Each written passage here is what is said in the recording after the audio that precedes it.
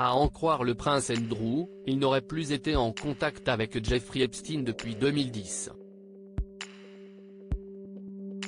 Mais des mails écrits par le milliardaire en 2011 et révélés par la presse américaine prouveraient le contraire. Prince honni de la famille royale britannique, Andrew connaît une véritable descente aux enfers depuis 2019.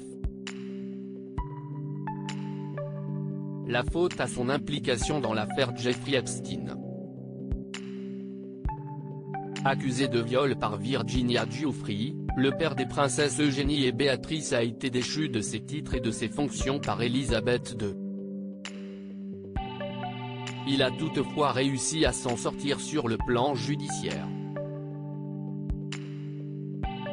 Pour éviter une condamnation, le prince Andrew a trouvé un accord financier avec son accusatrice. Désormais, le seul objectif du petit frère de Charles III est de laver son nom. Et pour cela, il attendrait que les documents liés à son procès contre Virginia Giuffre soient rendus publics.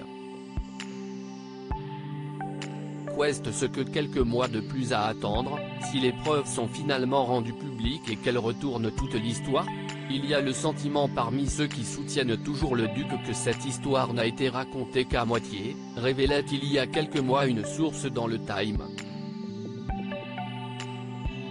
Des mails écrits par Epstein révèlent qu'Andrew aurait menti, mais l'affaire semble loin d'être terminée pour Andrew. Comme le dévoile en exclusivité le Mirror, le fils préféré d'Elisabeth II aurait menti sur sa relation avec Jeffrey Epstein. Pour rappel, dans son interview catastrophique pour la BBC, il avait affirmé avoir rompu tout contact avec le milliardaire en 2010. Mais dans des mails écrits par Epstein et publiés dans le cadre d'une affaire judiciaire américaine, on apprend que Andrew aurait encore été en contact avec son ami en 2011. Dans ces échanges, Epstein se vantait d'avoir le prince comme investisseur potentiel dans son entreprise. Comme le précise le Mirror, il est impossible de savoir pour l'instant si Andrew avait connaissance de ces mails.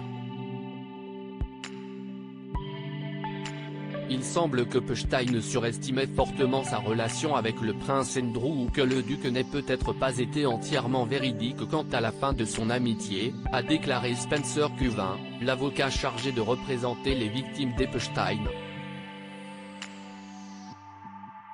Tout le monde n'attend maintenant qu'une chose, que l'ex de Sarah Ferguson accepte de parler au FBI.